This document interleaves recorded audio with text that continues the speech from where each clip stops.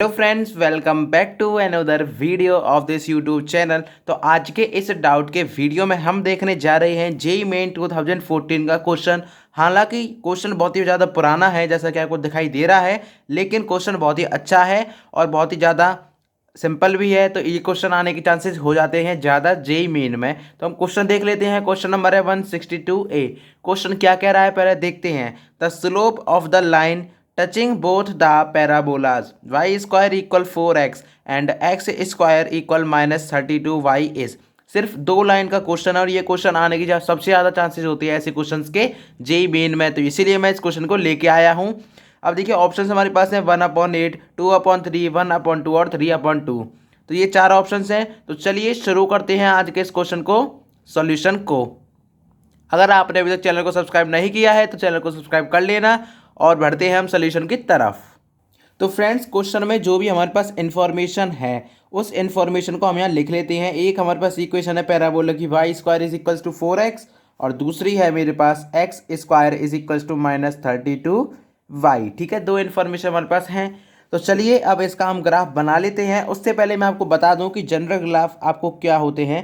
General graphs, आपको general graph भी पता होने चाहिए जब भी आप इस क्वेश्चन को कर सकते हैं, इसलिए मैं इस क्वेश्चन में जनरल ग्राफ भी बताऊंगा, उससे आपका एक टॉपिक भी रिवाइज हो जाएगा। देखिए सबसे पहला हमारे पास होता है y square is equals to 4ax। ये हमारे पास पैराबोला है। तो इसका अगर हम ग्राफ की बात करें तो इसका जो ग्राफ होता है वो आपको इस तरह से बनाना होता है। ठीक है, ये आपको पता होगा, नहीं पता है तो आपको इस तरह से इसको याद कर लेना है। ये सिर्फ रिमेंबर वाले ही ग्राफ्स हैं, रिमेंबर ही आपको करने होंगे।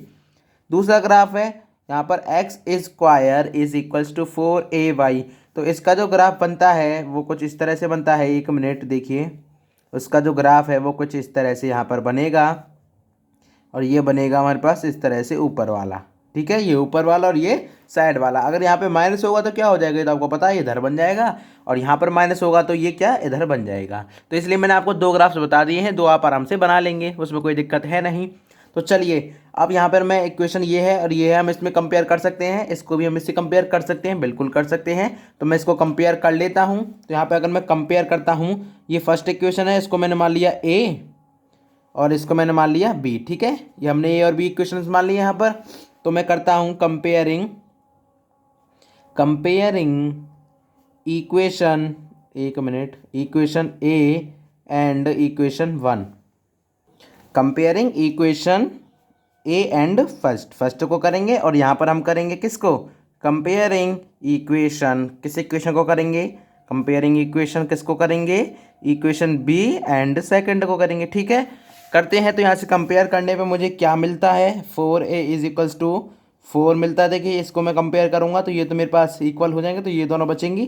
तो यहाँ से जो a की वैल्यू आएगी 1 आएगी। ठीक है, और इधर से अगर मैं बात करता हूँ तो इधर देखिए, इधर मैं कंपेयर करता हूँ तो 4a इज इक्वल्स टू होगा मेरे पास कितना, -32, और यहाँ से जो a की वैल्यू होगी वो कितनी हो जाएगी, -8 हो जाएगी। यहाँ तक हमारा बिल्कुल क्लियर हो गया होगा। अब देखिए हमने कंपेयर भी कर लिया।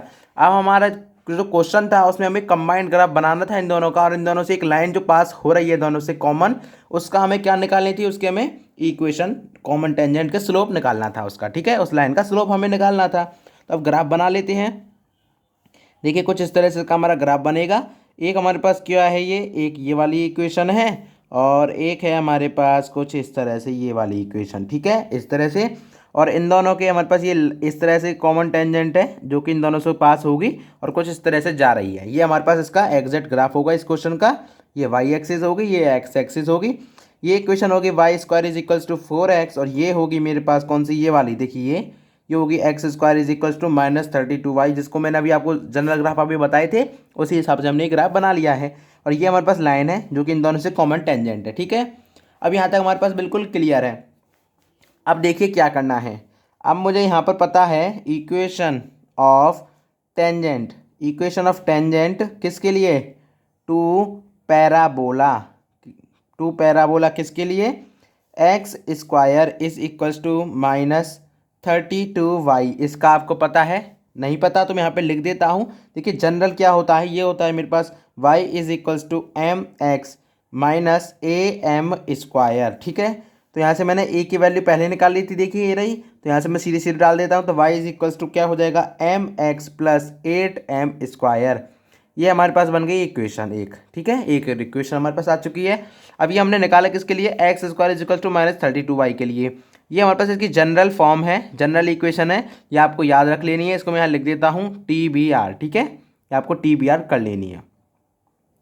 अब ये हमारे पास क्लियर है। तो अब देखिए दूसरा हम यहाँ पे अगर लिखते हैं, इधर आ जाते हैं, equation of tangent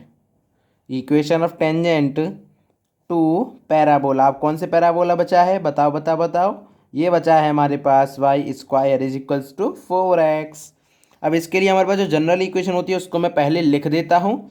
y is equals to mx plus a/m होती है।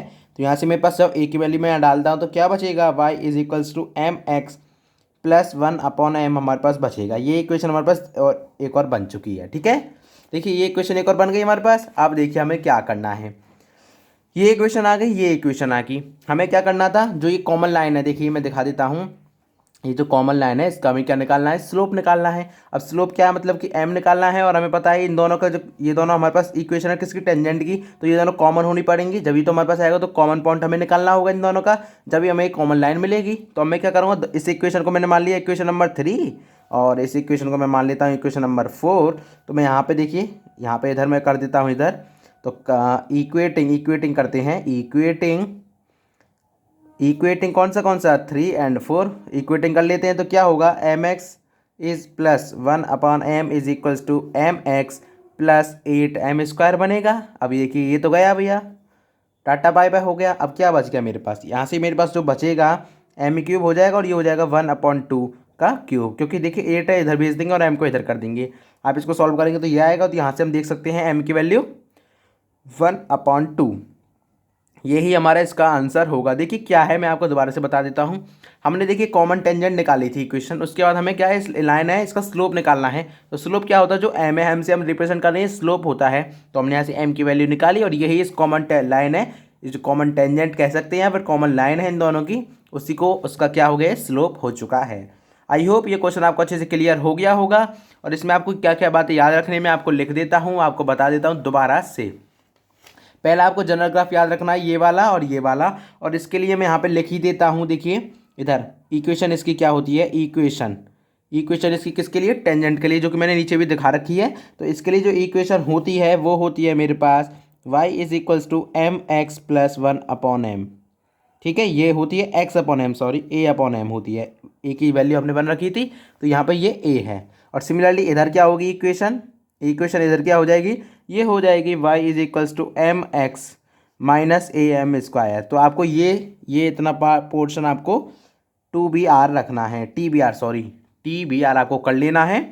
आगे का जो क्वेश्चन है वो सिंपल था, आपको बस उसमें वैल्यू डालनी थी और आपको कंपेयर करके आंसर लाना था। That's all for this video. इसका आंसर 1/2 हमारा आ चुका है। मिलते हैं अगली वीडियो में। इसका ये सोल्यूशन आपको मिल जाएगा डिस्क्रिप्शन की लिंक में। टिल देन बाय बाय, और अपनी प्रैक्टिस करते रहिए। और जेई का एग्जाम आ चुका है, इसलिए आपको अपना जो फॉर्म है वो भर लेना है, अगर नहीं भरा है अभी तक आपने तो।